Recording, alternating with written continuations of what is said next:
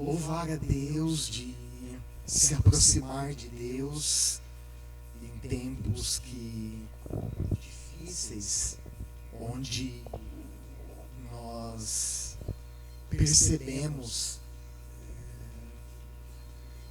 um distanciamento, um esfriamento do ser humano para com o Criador. É um privilégio a gente se encontrar para adorar esse Deus, para nos aproximarmos dele, e nós fazemos isso pela fé, nós fazemos isso com um coração sincero. É interessante porque a Bíblia ensina que Deus não vê como homem. O homem tem a tendência de ver o externo.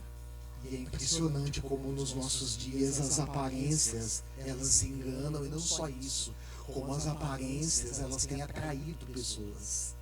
Mas a Bíblia ensina que Deus olha o nosso coração.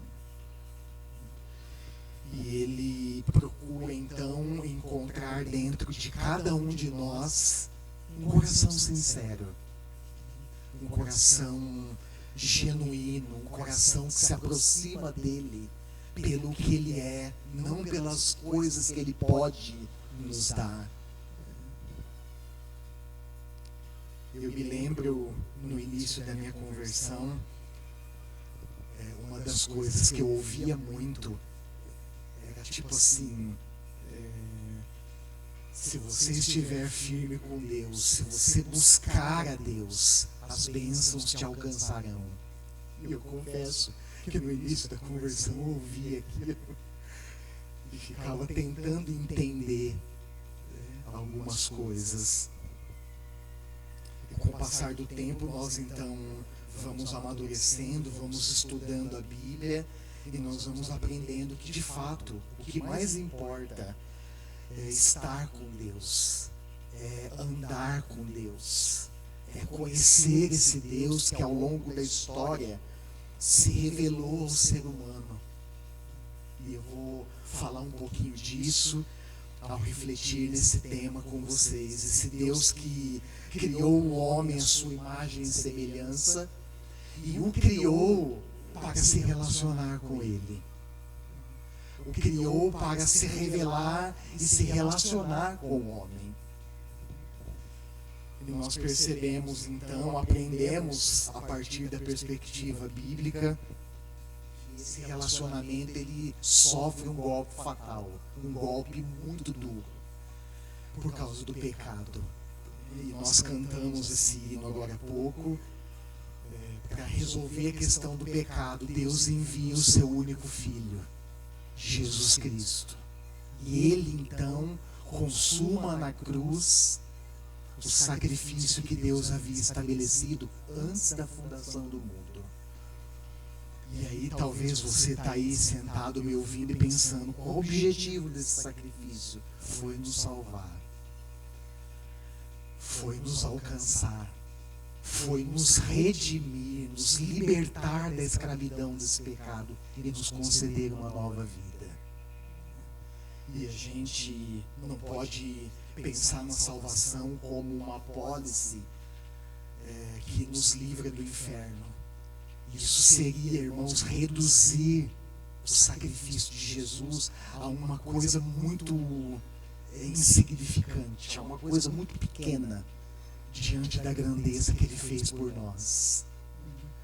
A salvação ela não se resume a isso. Aceitei Jesus, estou indo para o céu, recebi uma apólice contra o fogo do inferno. Não é isso.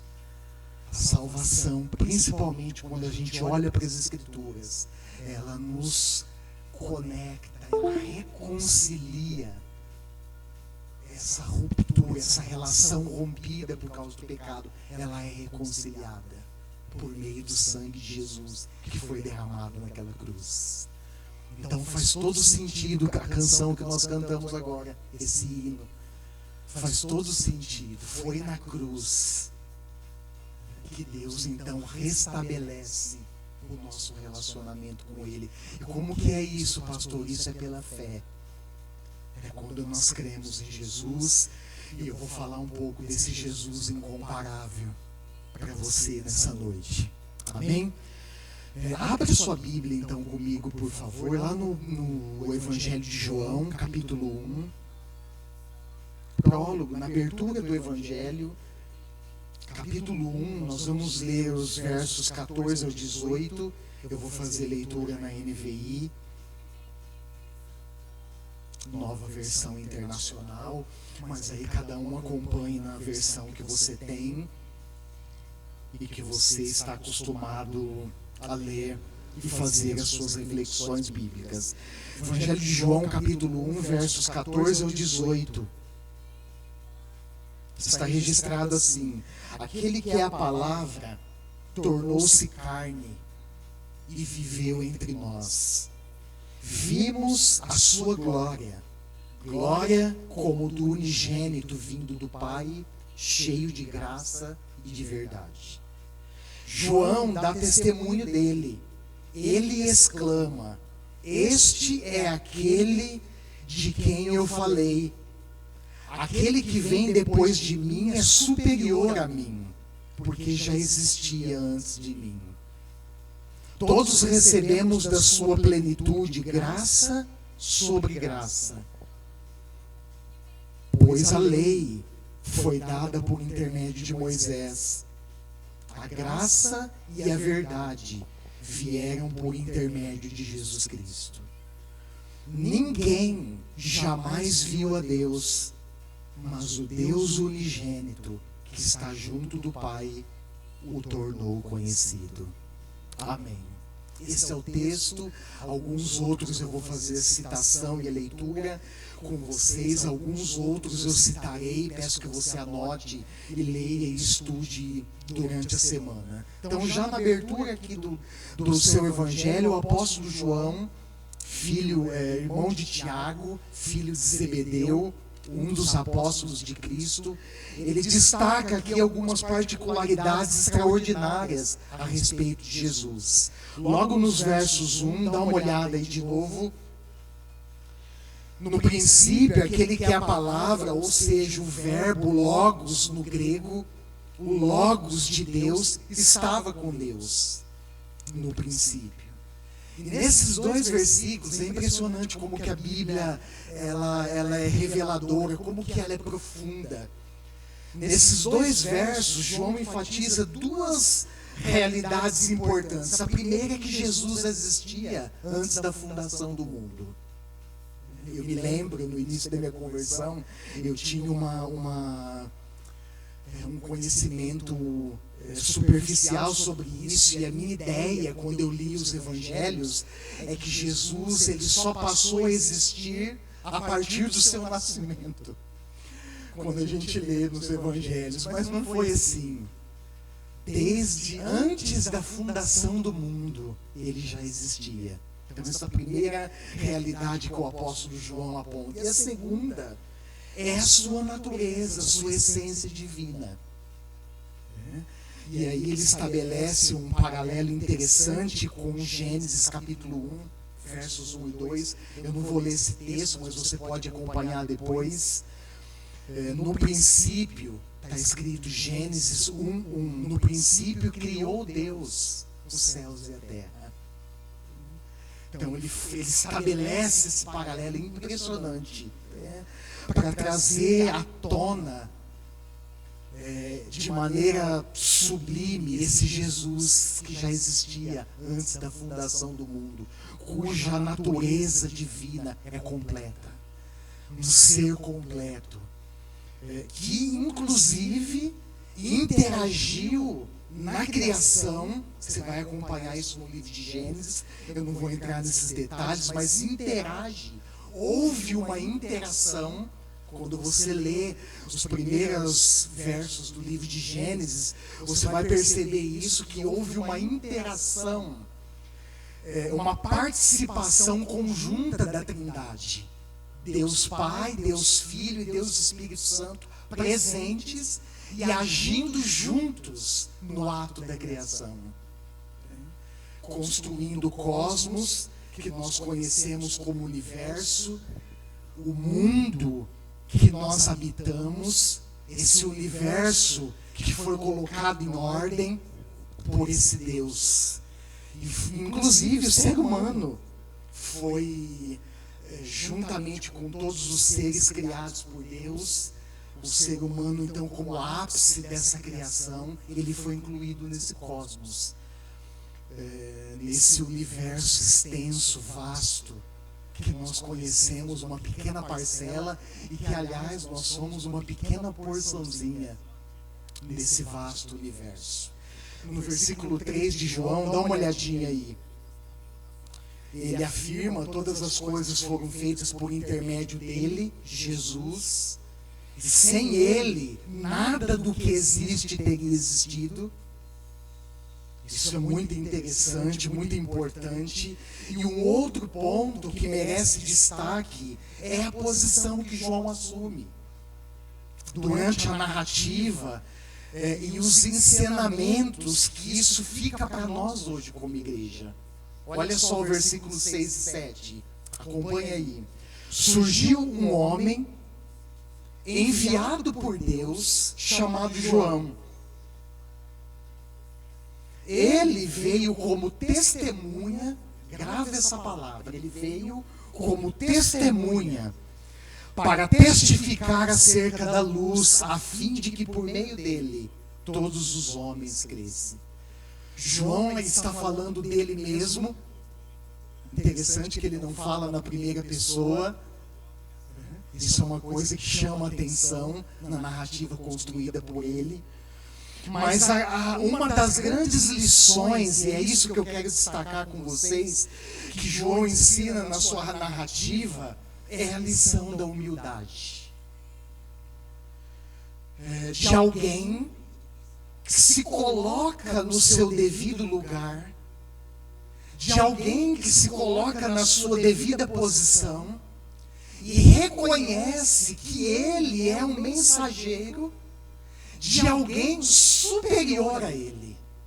Olha só, porque já existia antes dele. E ele faz essas afirmações, nós lemos aqui. E, portanto, João 1, verso 15, verso 23, verso 27, dá uma olhada aí. Dentre os destaques, João diz: olha, eu não sou digno de desamarrar as correias das suas sandálias. Isso é uma grande lição de humildade. E quando eu olho para a igreja hoje, para o corpo de Cristo como um todo, eu percebo, irmãos, que a humildade é uma grande lição para nós. Cada um de nós aprendermos a nos colocarmos nesse lugar de testemunhas. Aprendermos que na igreja há um lugar, sim, de destaque, de supremacia. Eu vou ler daqui a pouco um texto fantástico que Paulo escreveu aos Colossenses no capítulo 1. E esse destaque de supremacia, quem ocupa é Jesus. É Ele. Ele ocupa esse lugar de supremacia. Ele é a cabeça. Então João está reconhecendo isso. Além dessa lição, ele também nos ensina que homem nenhum, olha que interessante, que importante isso, homem nenhum, grave isso. Ao longo da história da igreja, homem nenhum ocupa o lugar de supremacia na igreja. Esse lugar pertence a Jesus. Esse lugar pertence a Jesus. Amém? Amém. Pastor, e esse negócio de sistema papal, que não existe só na igreja católica, mas também existe, infelizmente, irmãos. Eu não vou entrar por esse caminho para não me perder. E eu não quero confundir a cabeça de ninguém aqui. Pelo contrário, quero lançar luz a partir das escrituras do seu coração. Mas esse negócio que também existe na igreja evangélica, pois é. Quando nós voltamos para as escrituras, ela nos coloca no nosso devido lugar. Vou dar o meu exemplo na função pastoral. Deus me chamou e me vocacionou para uma função determinada no seu corpo. A minha função é essa, é cuidar do rebanho, só isso. A minha função pastoral é direcionar o rebanho a partir da voz do Supremo Pastor que eu estou ouvindo e que eu preciso ouvir dia a dia. A minha função se restringe em guiar o povo de Deus a partir das Escrituras, a partir da revelação que Deus já deixou para nós. Essa é a minha função. E eu não posso, irmãos, ao longo do caminho, nenhum de nós podemos, ao longo da caminhada, perder a direção. Nenhum de nós podemos sair do trilho. E é isso que João está nos ensinando com muita humildade. Em outras palavras, ele está escrevendo: olha, eu sei o meu lugar. Deus me enviou para ser o seu testemunha, para ser a sua testemunha, para testificar acerca da luz, a fim de que por meio dele, João estava falando de si mesmo, todos os homens crescem. Então isso é uma lição importante. A outra é que Cristo é a cabeça do corpo. Paulo, dentre as cartas do Novo Testamento, Paulo utiliza essa metáfora do corpo humano. E vale a pena depois a gente estudar esse texto. Ele usa a metáfora do corpo para se referir à igreja, que é a comunidade de discípulos de Jesus.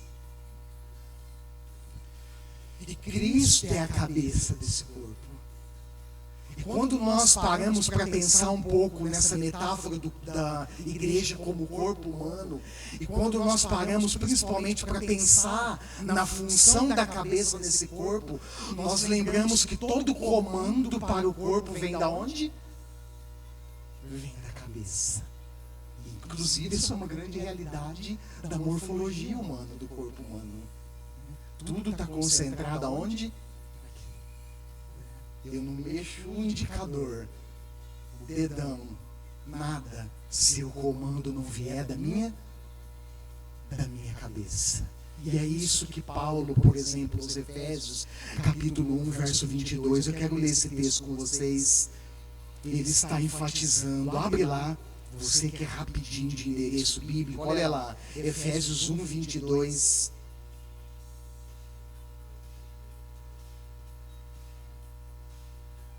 Deus colocou todas as coisas debaixo dos seus pés. Paulo está falando, fazendo referência a Cristo, e o designou cabeça de todas as coisas para a igreja, que é o seu corpo, a plenitude daquele que enche todas as coisas, em toda e qualquer circunstância. Colossenses 1,18, esse texto um pouquinho para frente, é esse texto que eu gostaria de ler também com vocês, Colossenses 1,18. Ele, olha Paulo de novo, olha a ênfase que ele dá em Cristo como a cabeça desse corpo. Ele, Jesus, é a cabeça do corpo, que é a igreja. É o princípio e o primogênito dentre os mortos, para que em tudo tenha a supremacia. Olha que texto, que palavra maravilhosa, que palavra linda. E é por intermédio da igreja, como testemunha e porta-voz da mensagem do Evangelho, que Deus está fazendo o seu apelo aos homens. Eu já falei aqui, irmãos, passa mais um slide, filho, por favor.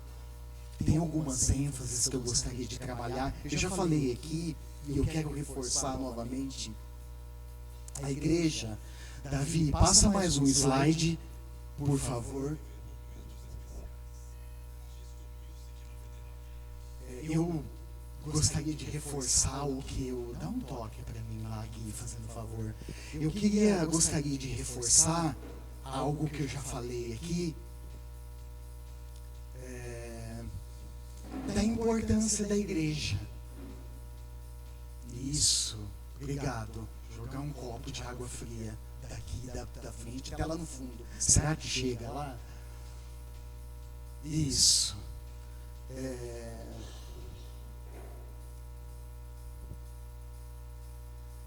Reforçar a importância da igreja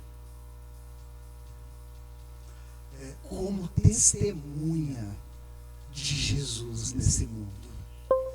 Eu sei, irmãos, vocês que estão me ouvindo, aqueles que depois vão acompanhar pelo canal do YouTube, eu sei que a palavra igreja, hoje, ela é uma palavra que sofreu ao longo do tempo desgastes. É ou não é? E nós poderíamos pensar em algumas coisas. Por exemplo, os escândalos que há entre os líderes da igreja, os escândalos que há entre os membros da própria comunidade, os abusos de autoridade que existe e que é proporcionado por líderes de igreja. Eu sinto muito em dizer isso. Só que eu também não posso, irmãos, ficar só com o lado estragado da história, com o lado comprometido. Eu preciso lembrar também do lado bom da história, do lado positivo da igreja. A igreja, ela é importante porque ela é a embaixada, eu vou falar disso daqui a pouco, a embaixada de Cristo nesse mundo.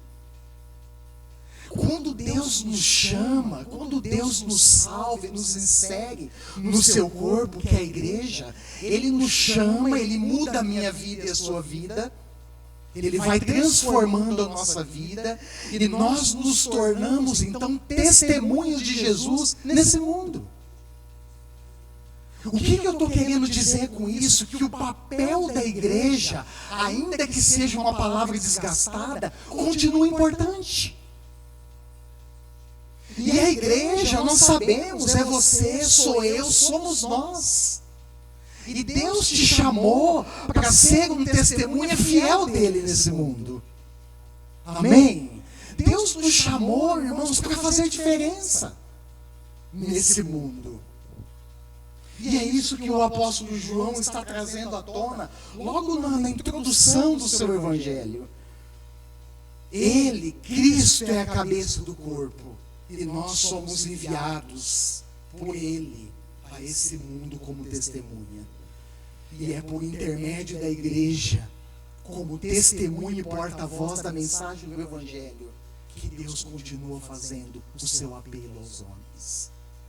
Atos capítulo 1, verso 8. Lembra desse texto?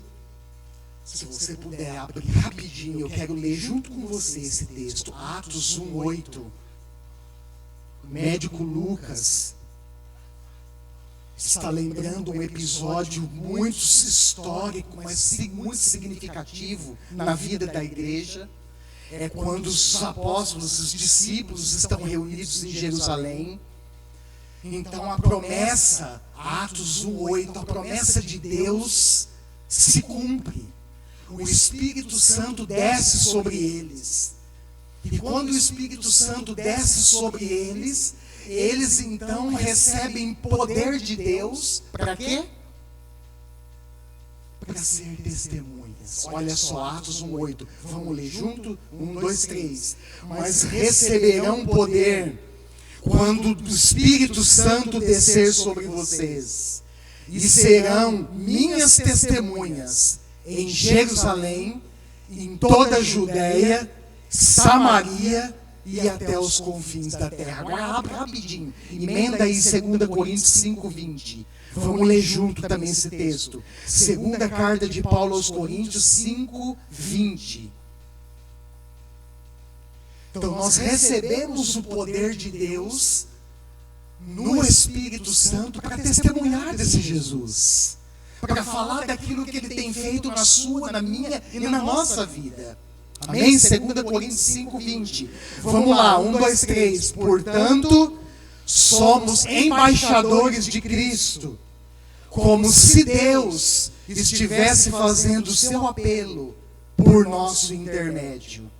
Por amor a Cristo, lhe suplicamos, reconciliem-se com Deus. Amém. Olha a palavra de Paulo para a igreja que ele havia fundado durante as suas viagens missionárias. Ele está lembrando a igreja de um fato importante. Ele está lembrando a igreja de uma responsabilidade importante que ela tem. Qual é essa responsabilidade? vocês são embaixadores de Cristo.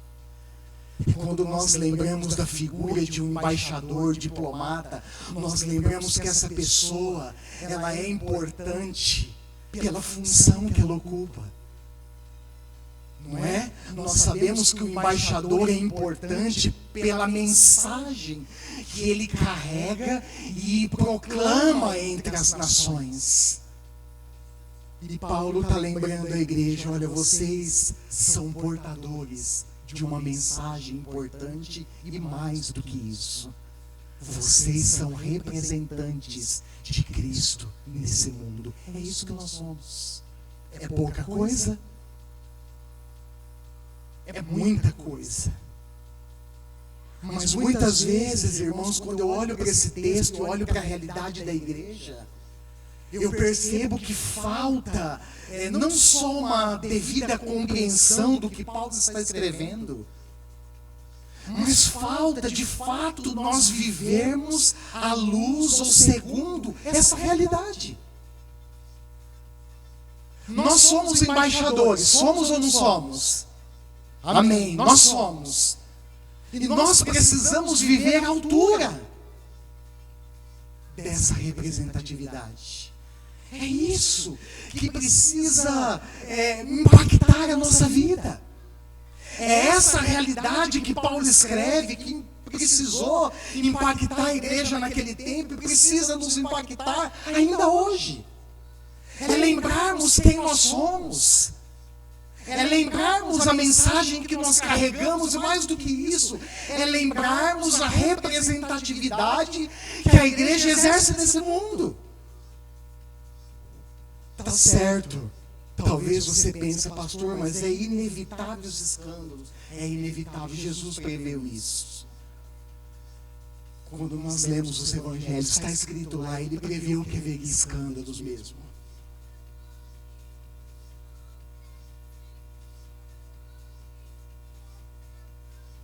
Mas nós não podemos esquecer, irmãos, que nós somos chamados para glorificar o nome de Deus através do nosso testemunho. Então, nessa noite, a proposta é destacar 3 eventos históricos aqui, marcantes, únicos, que atestam a singularidade desse Jesus incomparável. Então, primeiro, olha lá só, Jesus é singular em sua encarnação, é o único Deus homem. Nas palavras do apóstolo João, isso ficou claro, olha, o verbo se fez carne.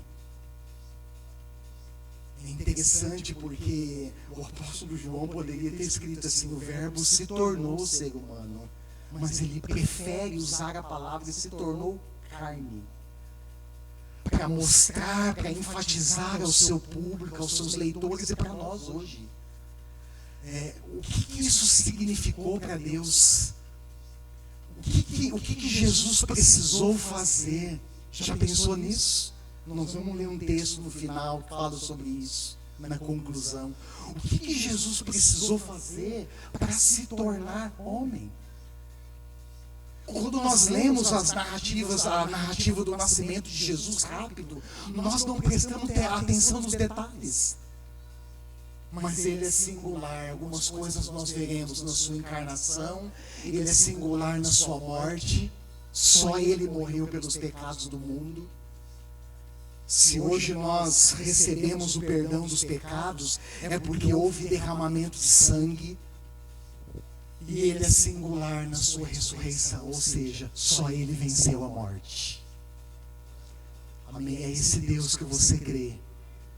É esse Deus, queridos, que nós saímos de casa nesse frio. Tomamos banho, de nunca toma banho no frio, né? Toma banho rapidinho. Quem costuma ficar meia hora, 40 minutos no banho, no frio fica 10 minutos, olha lá.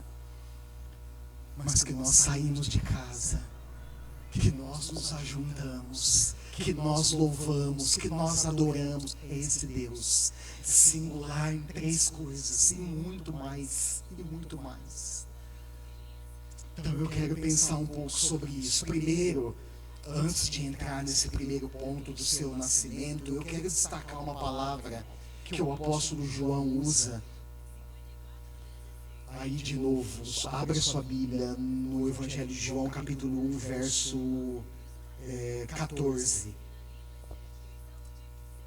Vamos ler esse texto de novo. Olha lá, João 1, 14. Vamos juntos, 1, 2, 3. Aquele que é a palavra tornou-se carne e viveu entre nós. Até aí. Essa palavra viveu. Em algumas outras traduções da Bíblia, aparece a palavra habitou entre nós. Esse é o primeiro destaque. Não dá tempo, eu também não quero entrar nos detalhes para não me perder. Mas essa palavra habitou, ela significa tabernacular. E ela traz em si uma lembrança importante para nós. E essa lembrança nos conecta ao Antigo Testamento. Lá no livro de Êxodo, capítulo 25, eu não vou ler esse texto, mas se você abrir aí, se você anotar e estudar durante a semana, Êxodo capítulo 25, essa palavra traz a lembrança, faz essa conexão com o livro de Êxodo, trazendo a lembrança, a morada de Deus, a habitação de Deus entre o seu povo, no tabernáculo que foi construído para que eles usassem durante as peregrinações após sair do Egito. Lembra desse episódio? O povo está cativo no Egito, Deus liberta eles saem numa peregrinação que durou 40 anos. E a hora que eles iniciam essa peregrinação, Deus convoca Moisés e diz: Moisés, é o seguinte, levanta ofertas de prata, ouro, bronze, tecidos azul, púrpura entre o povo, levanta essa oferta. E essa oferta, irmãos, era para que construísse um tabernáculo. E nós sabemos que esse tabernáculo ele era móvel, ele desmontava e montava assim que os israelitas levantassem acampamento, ou quando eles acampavam num determinado lugar, eles montavam e desmontavam. E nós sabemos que nesse tabernáculo, eu estou resumindo, tinha um lugar dentro do tabernáculo onde ficava a Arca da Aliança. Lembra disso? E por que a arca era importante? Porque era nessa arca. Ela era um símbolo da presença de Deus, e sobre ela, entre os querubins, a presença de Deus se manifestava, a glória de Deus se manifestava. Então, o que João, fazendo esse link, está escrevendo é que o próprio Deus decidiu tabernacular conosco, habitar entre nós. E eu acho fantástico porque ele reforça, ele habitou entre nós, cheio de graça e de verdade. E além disso, nós vimos com os nossos próprios olhos a sua glória. Glória como do unigênito, vindo da onde? Vindo do Pai. Em outras palavras, irmãos, o que significa, aplicando isso no nascimento de Jesus, é que o próprio Deus decidiu habitar entre nós. Não sei se você em algum momento, quando estudou esse texto ou outros, como o nascimento de Jesus, você já parou para pensar, por que será que Jesus nasceu como ele nasceu? Por que o próprio Deus escolheu? Olha que coisa fantástica, pensa nisso por um instante. Por que o próprio Deus decidiu tabernacular, habitar entre nós? Por que o próprio Deus, desde a criação, Ele dá o start, Ele inicia, Ele se prontifica, Ele toma a iniciativa de se relacionar conosco? Já parou para pensar nisso? Porque é o propósito maior do ser humano, nunca esqueça isso. Propósito, a gente pode ter sonhos, metas, propósitos na vida, enfim, o que você pensar. Mas o propósito maior do ser humano é viver para Deus e o adorá-lo. É por isso que nós existimos, irmãos. É por isso que longe ou desconectado desse Deus e dessa realidade, nós continuamos no vazio. Nós continuamos com um vazio existencial que só o Deus Criador pode preencher. Jesus nasce, e inclusive, eu vou resumir aqui alguns pontos. O ponto, o clímax da introdução do Evangelho de João, ele está nos lembrando que não haveria nenhuma possibilidade de conhecer a Deus se não fosse por meio de Jesus Cristo. João 1,18, olha lá, se você olhar o verso 18, ninguém jamais viu a Deus. De fato, nem o próprio Moisés, que inclusive foi o grande anseio dele. Lembra? E certamente seria o meu. Se eu estivesse no lugar de Moisés, Senhor, eu quero te ver. E Deus responde para ele: Moisés, ninguém pode ver a minha glória e permanecer vivo. Faz assim, eu vou passar entre as rochas, você vai ver a sombra das minhas costas. Mas olha o que João está escrevendo: ninguém jamais viu a Deus, mas o Deus unigênito, que está junto do Pai, o tornou conhecido. E os apóstolos tiveram o privilégio de contemplar esse Deus presencialmente, face a face. É um dos destaques. O autor de Hebreus, Epístola aos Hebreus, esse texto vale a pena, hein? Abre lá comigo rapidinho.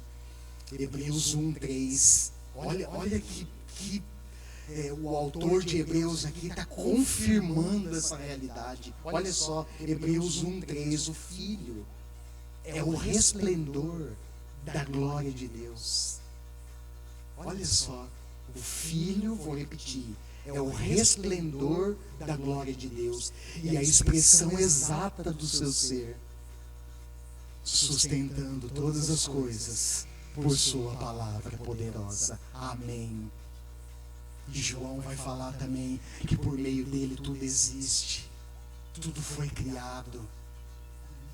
E eu me lembro, quando eu leio essas passagens, eu me lembro de Filipe caminhando um tempo com Jesus. Lembra daquela passagem nos Evangelhos? E Filipe, em um determinado momento da conversa, com o próprio Jesus na frente dele, Filipe faz um pedido: Senhor, mostra-nos o Pai. E Jesus fala: Filipe, vocês estão andando há tanto tempo comigo, você ainda não viu o Pai? Segunda, mais um enter, Davi, por favor. Isso, algumas ênfases, inclusive eu estou trabalhando, vou trabalhar a segunda. A sua morte, que dá sequência no plano redentor de Deus, somente por meio do seu sacrifício que a humanidade poderia ser redimida. Somente por isso. A partir da perspectiva bíblica, um dos textos, eu quero ler esse texto também com você.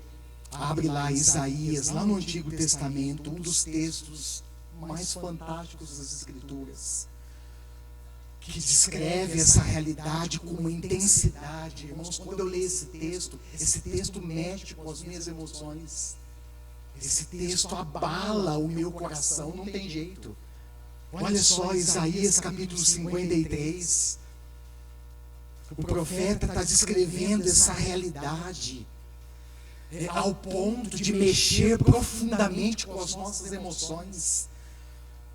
Eu não vou ler o capítulo, teria que ler o capítulo 53 inteiro, mas eu não vou fazer isso por questão de tempo. Mas eu quero ler os versos 10 ao 12. Olha só. Contudo, foi da vontade do Senhor esmagá-lo e fazê-lo sofrer. E embora o Senhor tenha feito da vida dele uma oferta pela culpa, Ele verá a sua prole e prolongará os seus dias, e a vontade do Senhor prosperará em sua mão. De quem que o profeta está falando aqui? Do próprio Jesus. Há aproximadamente 700 anos antes do nascimento encarnado de Jesus. Olha que coisa impressionante. Verso 11. Depois do sofrimento da sua alma, ele verá a luz e ficará satisfeito. Pelo seu conhecimento, meu servo justo justificará muitos. Ele levará a iniquidade deles. Por isso, eu lhes darei uma porção entre os grandes. Eu lhe darei uma porção entre os grandes, e ele dividirá os despojos com os fortes. Porquanto ele derramou sua vida até a morte, e foi contado entre os transgressores, pois ele levou o pecado de muitos, e pelos transgressores intercedeu.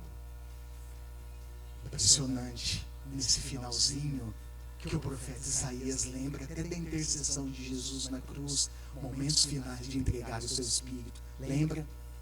Jesus diz: Pai, perdoa-os. Eles não sabem o que fazem.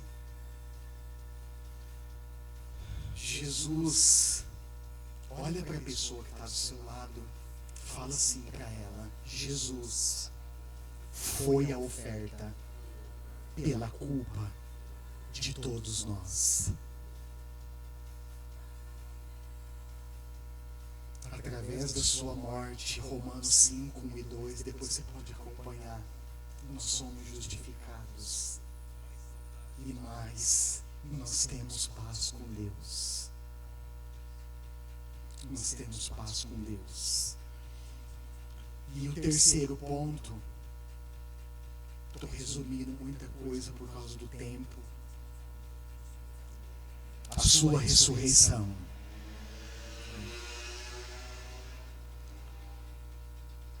Que retrata a vitória de Jesus sobre a morte. Irmãos, por incrível que pareça, a morte, Paulo vai escrever aos Coríntios que ela o último inimigo a ser vencido, já foi vencido por Jesus. É a morte. E por incrível que pareça, a realidade da morte afeta muitas pessoas ainda hoje. Por incrível que pareça, a realidade da morte ainda assombra muitas pessoas. E Paulo, escrevendo aos Coríntios, primeira carta, no capítulo 15, nós vamos ler os versos 20 a 22 daqui a pouco, ele está lembrando à igreja esse fato inédito, que Jesus ressuscitou dos mortos. E a ressurreição de Jesus dentre os mortos é a esperança para você e para mim. É a esperança de todos aqueles que creem em Jesus, de que um dia nós também ressuscitaremos. Estaremos com Cristo. O apóstolo está lembrando a igreja, e ele inclui algumas testemunhas, por exemplo, como Pedro, os demais apóstolos. Ele escreve que depois que Jesus ressuscitou, ele apareceu para mais de 500 irmãos de uma só vez. Lucas escreve no livro de Atos que após a ressurreição, Jesus caminhou mais 40 dias com eles. Jesus se alimentou com eles, Jesus apareceu para eles, Jesus desapareceu para eles, Jesus apareceu de novo. E o que Jesus estava mostrando e reafirmando é que a sua ressurreição é real. E olha só os versos 20 a 22, que Paulo escreveu em 1 Coríntios, capítulo 15. Abre lá, vamos ler juntos. Olha só, 1 Coríntios, capítulo 15, versos 20 a 22. Vamos lá, de novo, juntos? Mas de fato, Cristo ressuscitou dentre os mortos, sendo Ele as primícias dentre aqueles que dormiram, visto que a morte veio por meio de um só homem, também a ressurreição dos mortos veio por meio de um só homem.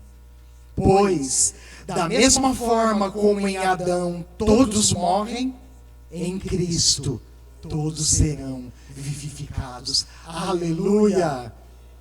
Aleluia! Ele traz a realidade negativa de Adão, o primeiro representante dos seres humanos, que falhou no Éden, que se rebelou contra Deus. E nós sabemos que isso não foi qualquer coisa. A decisão, a escolha de Adão e Eva dividiu a história humana em dois pontos, em dois momentos, antes e pós-queda. Olha só, a ambição humana divide a história em dois períodos. Paulo está trazendo isso à tona. Olha como a morte veio a todos pela desobediência de um só homem. A ressurreição vem também por meio de Cristo. Aleluia! A ressurreição, então, provou aos seus contemporâneos que identificavam Jesus, que o reduziam apenas como filho do carpinteiro. A sua ressurreição prova que Jesus foi o próprio Deus em carne e osso, que morreu e que ressuscitou. O sepulcro está vazio. Esse é o Jesus incomparável que nós cremos e que nós adoramos.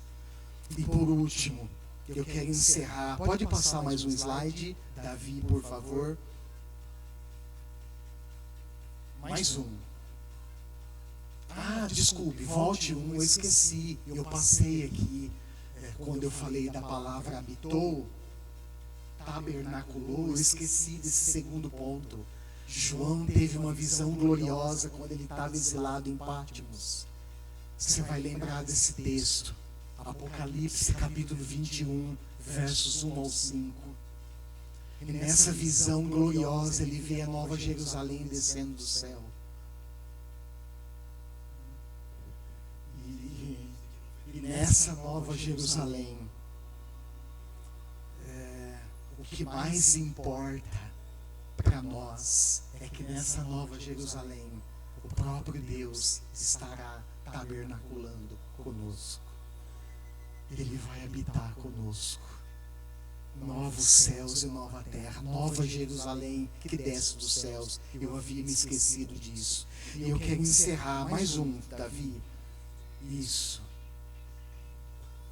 Quero encerrar enfatizando essa realidade da ressurreição, do nascimento, da morte e da ressurreição de Jesus. O apóstolo João, inclusive, foi precursor do Messias.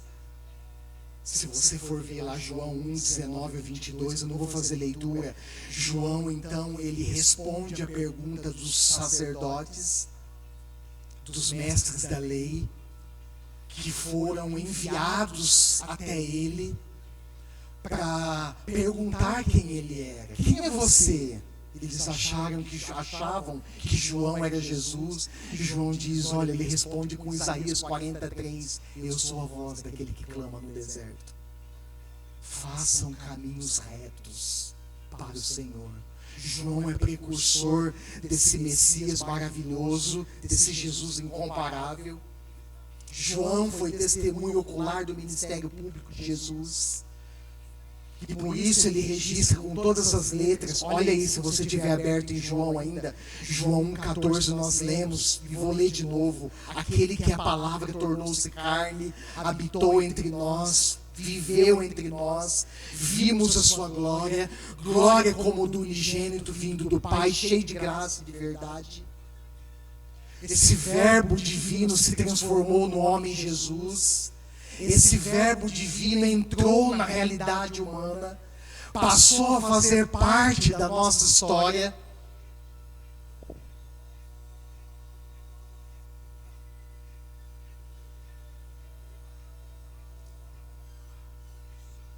E como bem João testemunhou, ele estava chegando ao mundo a verdadeira luz que ilumina todos os homens. Essa luz é Jesus.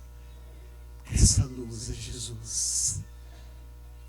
Às vezes, irmãos, eu vou fechar com isso, mas antes eu quero ler esse texto de Filipenses. Às vezes as pessoas chegam para mim e elas trazem um cenário. É inevitável, a gente vive no Brasil, cada cenário carrega em si uma realidade, em vários aspectos. Mas às vezes as pessoas chegam para mim e perguntam: pastor, quando nós olhamos para a nossa realidade como Brasil, há esperança? E eu sempre procuro responder: em Cristo há esperança. Em Jesus há esperança. E o que nós precisamos aprender, irmãos, é enxergar o mundo, é enxergar as problemáticas do mundo, inclusive da nossa própria vida, a partir da perspectiva de Cristo. Ele é a sua, é a minha e é a nossa esperança. Amém? Através da sua encarnação, morte e ressurreição, a Bíblia está reafirmando com todas as letras possíveis o poder de Deus. Só que olha só, é um poder que contraria toda lógica, toda razão e todo padrão humano, demonstrado em humildade, humilhação e obediência. Você se lembra quando Jesus foi crucificado?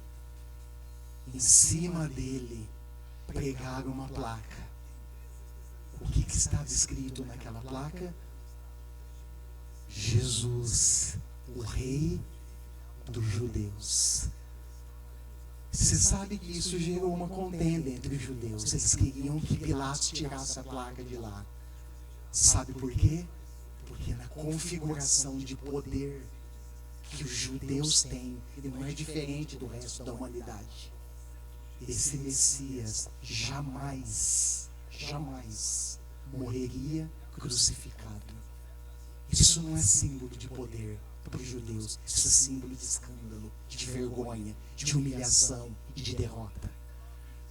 Por isso que o poder de Deus contraria toda lógica, razão e padrão que os homens estabelecem. E quando Jesus vem, Paulo, eu quero ler, vou fechar com esse texto. Olha só, Filipenses 2.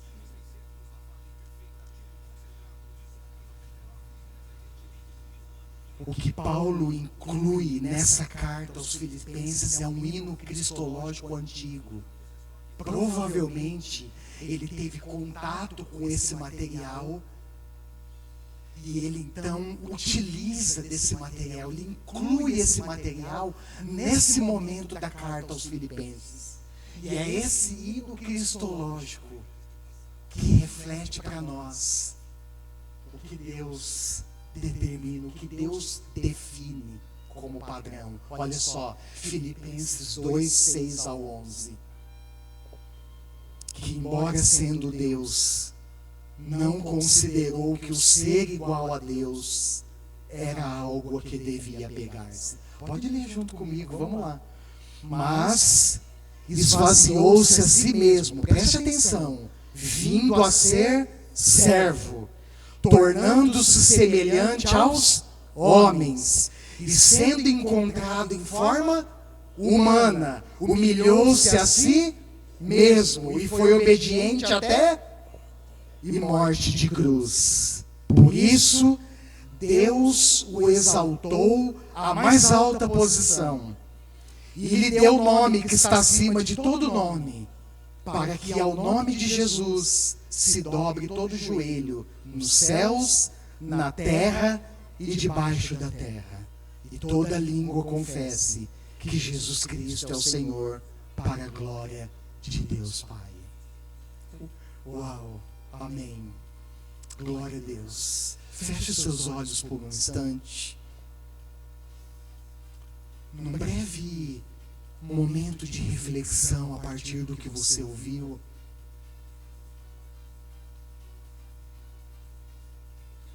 Eu gostaria que você não só pensasse, refletisse por um momento aqui, mas que você continuasse fazendo esse exercício reflexivo ao longo da sua semana.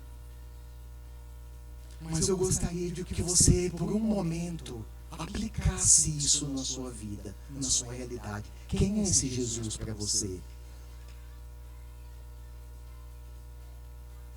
Quem é Jesus Cristo para você? O que é a realidade histórica do nascimento, da morte e ressurreição de Jesus reflete na sua realidade de vida? O que isso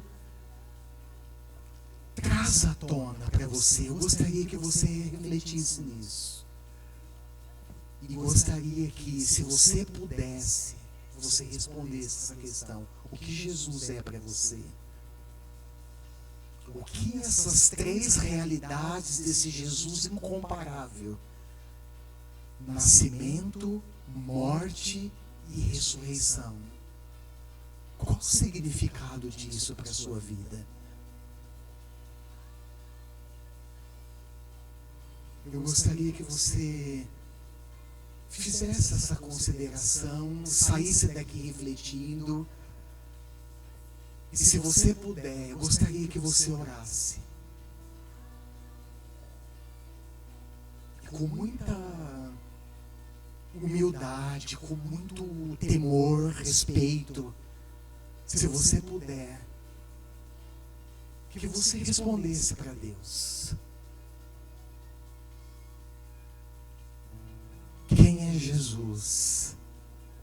E o que o significado do seu nascimento representa, da sua morte e da ressurreição dele representa para nós como igreja hoje.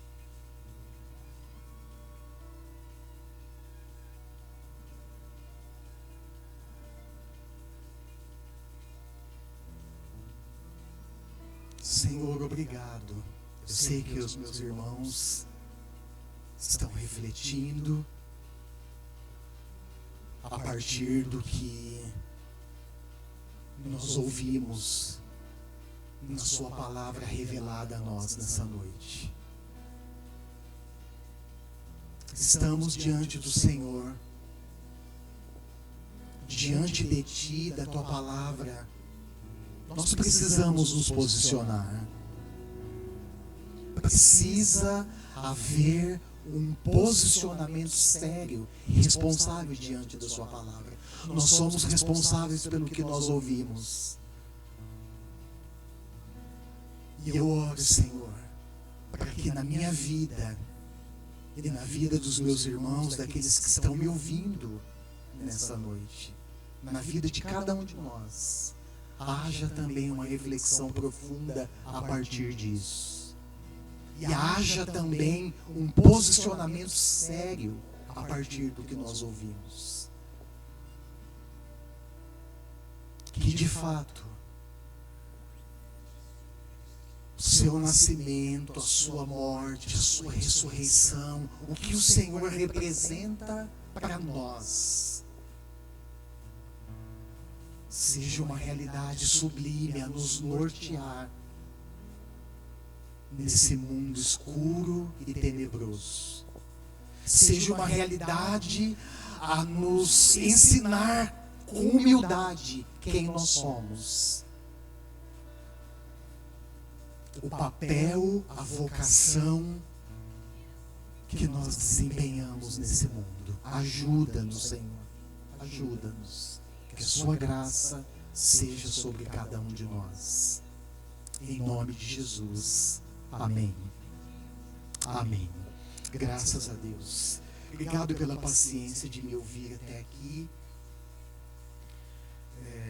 Certamente eu passei alguns detalhes por causa do tempo.